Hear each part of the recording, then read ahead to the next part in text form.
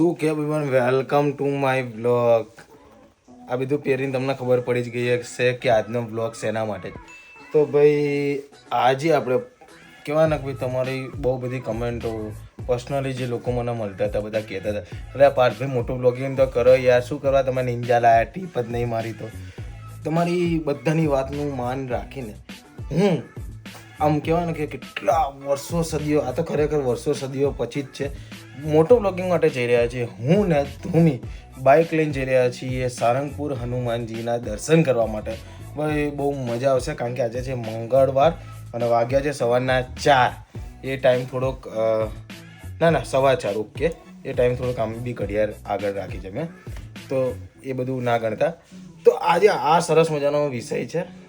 તો પહેલાં તો ઘણા વર્ષો પછી આ માંડ જેકેટમાં નથી, જે બાઇક માટે હું લાવ્યો તે હેલ્મેટ પહેરશું. અને બીજી વસ્તુ, એક કાલનો અડધો દિવસ તો મેં આટલા વર્ષો પછી મોટું બ્લોગિંગ ચાલુ કરશું એટલે પાછું હેલ્મેટમાં જે કેમેરો ગોપ્રો મતલબ માઉન્ટ કરવાનું આવે છે એ બધું કર્યું, બધું ઘણું બધું વસ્તુ, પાછા વાયરો બધા સેટ કર્યા હેલ્મેટમાં, અને અવાજ કેટલો ઇમ્પ્રૂવ થયો, કારણ કે 2-3 વાર તો ડેમો બાઇક લઈને ફરી આવ્યો હું, ભાઈ અવાજ આવે છે કે. તો ખાસો ટ્રાય કર્યો છે મેં અવાજ સુધારવાનો. ફટાફટ તૈયાર થઈને 10-15 મિનિટમાં નીકળી જઈએ, ચા પીએ અને પછી શરૂઆત કરીએ, ભાઈ બાઇક ઉપર વાતો કરી. જો કેમેરો માઉન્ટ થઈ ગયો છે અંદર, જો જે કરીને બતાવું તમે. આ બધું છે, એક સેકન્ડ, આ જે ફોર્મ છે બ્લેક કલરનો જે કાંઈ દેખાય ને એ બધું બનાવ્યું છે આપણે, નોઇઝ જેટલો બને એટલો ના આવે એના માટે. અંદર વાયરિંગ આ રીતની ઘટના છે. વાગ્યા છે 4:36. ઓકે, 4 વાગ્યાનું વિચારી દો, પણ નીકળતા 5 વાગી જશે. બધું સેટઅપ કરી લઉં, કેમેરાની એપ્લિકેશન આમાં, બ્લૂટૂથ. ગાઈસ નીકળી ગયા છીએ આપણે 5:06, એટલે 5 વાગે નીકળી ગયા છીએ અને મેપ પણ નાખી દીધો છે. 9 વાગે પહોંચી જઈશું. હા ધ્રુમી તૈયાર. જય માતાજી.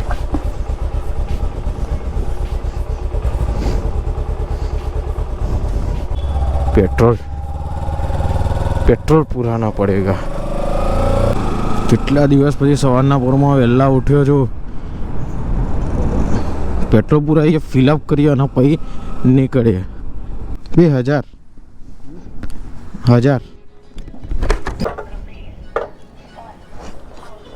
આમ તો લગભગ 1300 સુધીનું પેટ્રોલ મેં પુરાયેલું છે. 1300માં ફૂલ થાય છે, પણ 1000માં ચાલે.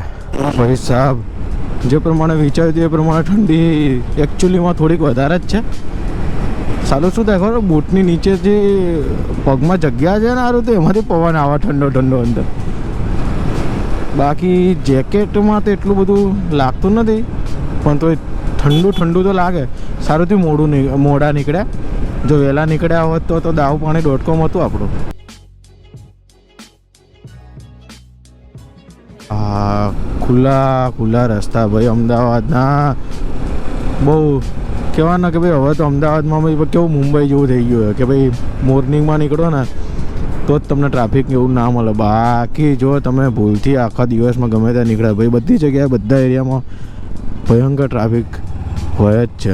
આપણે પહેલો હોલ્ડ હશે આપણે ઇસ્કોન ચા પીશું અને પછી સીધા રવાના થઈશું સારંગપુર હનુમાનજીના મંદિરે દાદાને મળવા. ઘણા વર્ષોથી, મતલબ ઘણા ટાઈમથી પ્લાન કરતા હતા કે ભાઈ બાઇક લઈને જઈએ, પણ યાર મેળ નહોતો આવતો ને. પછી તમે ઘણા બધા લોકો મળ્યા, મને ઘણા બધા લોકોની કમેન્ટ ઇન્સ્ટાગ્રામમાં યુટ્યુબમાં આવતી, ભાઈ મોટો વ્લોગનું શું થયું. તો ભાઈ કંઈ વિચાર્યું જ નહીં, ડાયરેક્ટ નીકળી પડ્યા. ભાઈ જે હશે જોયું જશે એમ કહીને. તો ઇસ્કોન તો તમે 24 કલાક બારે માસ આવો તો અહીંયા તો માહોલ બન્યો છે માહોલ. ક્યાં પીવું છે ધ્રુમી ચા? આ રજવાડી?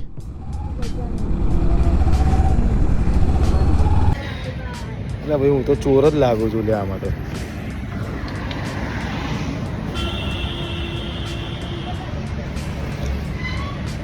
હાય, સવારની પહેલી ચા ની વિથ ધ્રુમી.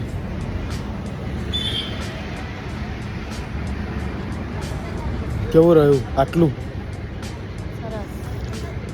હેલ્મેટ નહીં ફાવતું બહુ ટાઈટ છે નવું છે ને એટલે નવું છે એટલે ધ્રુમીને હેલ્મેટ નહીં ફાવતું પણ સેટ થઈ જશે કારણ કે સેટિંગ તો કરવું પડશે આવી રીતે ટ્રીપ મારવી હોય તો બંને મને હેલ્મેટ આ ફાવતું નહીં પણ સારું જરૂરી છે પવન જ એટલું આવતું હોય ને 80 સ્પીડે કે 80-85 સ્પીડે છે તો એટલો પવન આવતો હોય કે આંખ ખુલે જ નહીં અને મારા જેવા ચશ્માવાળા તો તરત આંખમાંથી પાણી જ આવવા માંડે એટલે હેલ્મેટ મારે તો હોવું જ જોઈએ ચા પીને શરૂઆત કરીએ સફરની મોર્નિંગમાં બાઇક ચલાવવાની મજા લઈએ ભાઈ અહીંયા ઇસ્કોને પુલનું કામ ચાલી રહ્યું છે ડાયવર્ઝન ઉપર ડાયવર્ઝન છે મને એવું લાગે ભાઈ સવારે તો અહીંયા જોરદાર ટ્રાફિક થતો લાગે 7-8 વાગે તો ભયંકર લેવલનો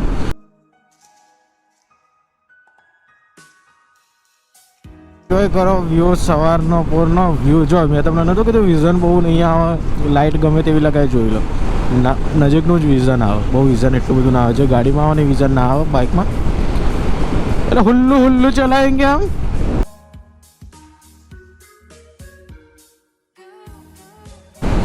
સાલું પેટ્રોલ પુરાવ્યું ને હમણાં 1000 રૂપિયાનું ક્યારેક કેટલા ફૂલ થઈ ગયું હતું પેટ્રોલ હવે સારું 1 પોઈન્ટ તો ઉતરી ગયો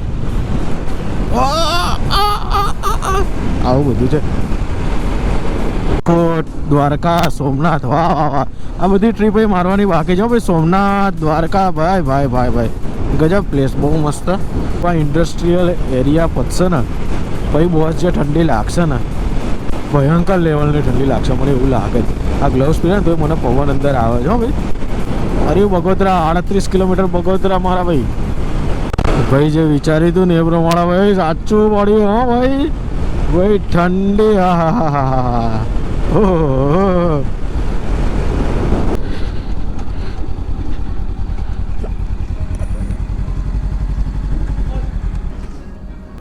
કેવી હતી ઠંડી તો જોરથી કુદાડતો હતો મારે તો આટલો ભાગ પેલું થઈ ગયો સુન્ન પડી ભાઈ મારે તો હાથ એવા સુન્ન પડી ગયા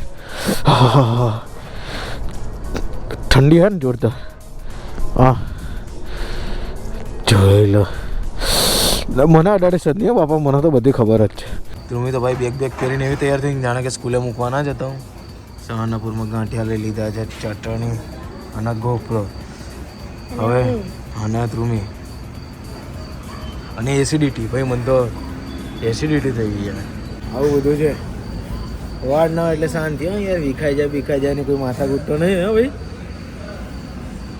એસિડિટી થઈ ગઈ છે સવારના પોરમાં ઉજાગરાના કારણે અને હવે આપણે ગોપ્રોનો ડેટા જોઈશું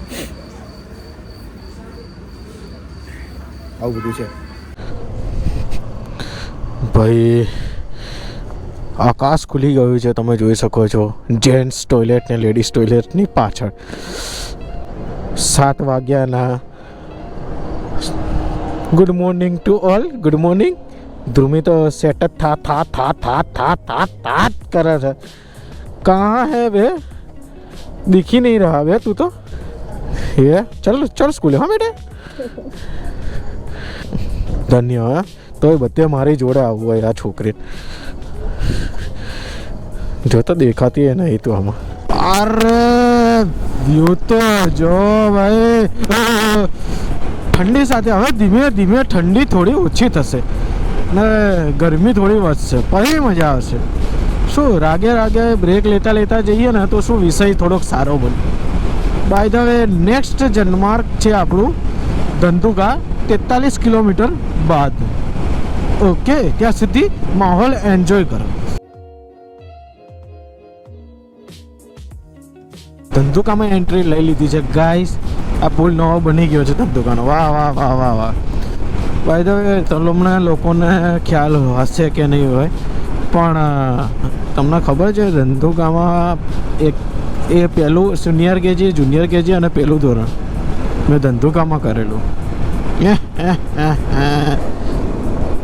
ધંધુકાથી પ્રેમ છે આપણને એ ધંધુકાનું રેલવે સ્ટેશન આવ્યું આવડો હતો ને ત્યારે અમદાવાદ આવવા માટેની અહીંયામાં પપ્પા મને લઈને આવતા હતા ને મતલબ રેલવે સ્ટેશન ધંધુકા એટલે મને એક જ નાનો હતો ને ત્યાં કહ્યું એ ફરવા જવાનું અમે તો ફરવા જઈએ એવું થતું આ રહ્યા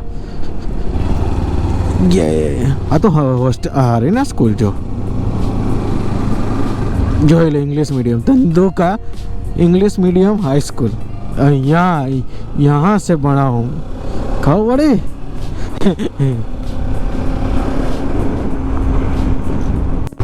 તો ગાઈસ આવી ગયા છે 20 મિનિટ 15 કિલોમીટરનો ફક્ત અને ફક્ત રસ્તો બાકી રહ્યો છે શ્રી કષ્ટભંજન દેવ હનુમાનજી મંદિર 14 કિલોમીટર અને આમાં મેપમાં બતાવે છે 15 કિલોમીટર એટલે પાર્કિંગ સુધીનું બતાવતું લાગે ઓહો હો ગમે ત્યારે બમ્પ આવી જાય છે અરે વાહ આ નવું બની ગયું આપણને આવ્યા ત્યારે આ નહોતું હા બસ હવે 14 કિલોમીટરનો રસ્તો અને અમે પહોંચી જઈશું ત્યાં ફર્સ્ટ ક્લાસ સરસ મજાના દર્શન કરશું બેસશું થોડી વાર ત્યાં અને પછી કંઈક ખાવાનું કરીએ ભૂખ લાગી યાર ગાયોના ઝુંડે ઝુંડ તો ગાઈસ પહોંચી ગયા છીએ અમે મંદિર પાર્કિંગ એ બાજુ જોઈ લઈએ 2 વ્હીલરનું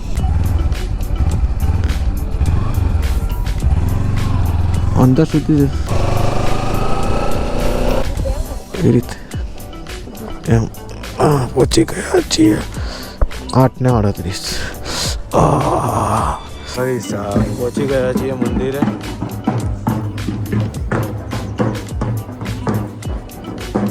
જેકેટ આપણે જોડે જ કેરી કરશું સૂર્ય આવ્યો મજા આવ્યો ભાઈ તડકો આવ્યો મસ્ત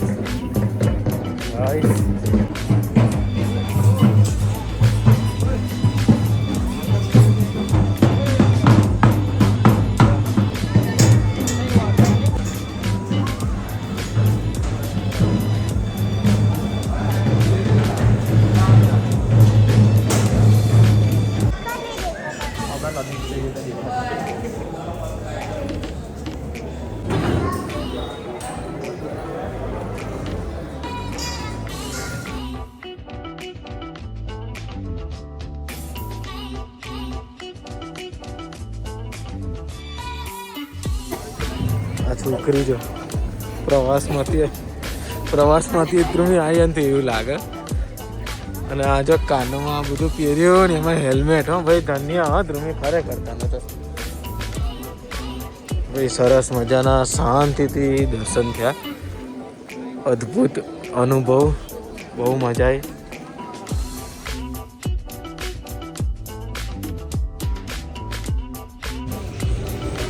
મંદિરે દર્શન કરવા આવ્યા હતા ધ્રુમિયા શું લીધું છે મિનિયન પેન્સિલ રબર સંચો વાહ ધ્રુમી વાહ સ્કૂલે મૂકવા આવ્યો તો હું એને ધ્રુમી ક્યાંના અડધો કલાકથી આમથી આમ ખબર જ કરીએ ને હવે શાંતિ બગીચામાં જઈને બેસશું અડધો કલાક પગ લાંબા કરીએ શાંતિ બેસું ચા પીશું અને પછી નીકળીશું હવે ભૂખ લાગી છે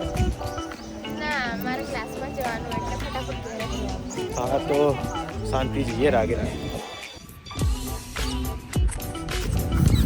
થોડી વાર રેસ્ટ ગાઈસ આવું આપણને ગમે ટ્રાવેલિંગ આજે થોડી વાર અડધો કલાકનું રેસ્ટ મળતું હોય મસ્ત ગાર્ડનમાં હા તડકો આવે છે સરસ મજાનો અને શરીરના ગરમાવો ધીમે ધીમે કરી રહ્યો તો શું કહું લાભ લઈ લઈએ થોડોક અડધો 1 કલાક આ કેળો સીધી કરી લઈએ પછી નીકળીએ પાછી મંદિર તો ફરતા ફરતા પહોંચી ગયા છીએ કેલો કોમાં મજા આવી ગઈ ખરેખર બહુ મજા આવી અમારે જે મંદિરમાં ગાર્ડનમાં હું તો અડધો કલાક સુઈ ગયો ને તો બહુ મજા આવી ગઈ અને પછી જે રાઈડ કરવાની મજા આવી ત્યાંનું વાતાવરણ બહુ મસ્ત થોડુંક ગરમ થોડુંક ઠંડુ મજા આવી સવારના નીકળે પછી નાસ્તો નહીં કર્યો ભૂખ જ સીધી લાગી વાગ્યા છે અત્યારે 12 એક્ઝેક્ટ 12 ફર્સ્ટ ક્લાસ હવે કંઈક ખાવાનું મંગાવીએ મારું ફેવરેટ પાઉંભાજી મારા ફેવરેટ અને ધ્રુમિયા મંગાવીશું આલુ પરોઠા ધ્રુમિયા આલુ પરોઠા મંગાવ્યું અને મેં પાઉંભાજી જો ભાઈ કોઈ બી જગ્યાએ પાઉંભાજી ખાવાની એટલે સરસ જ હોય ભૂખ લાગ્યો ને ત્યારે મસ્તી નહીં ત્યાં નવું ટ્રાય નહીં કરો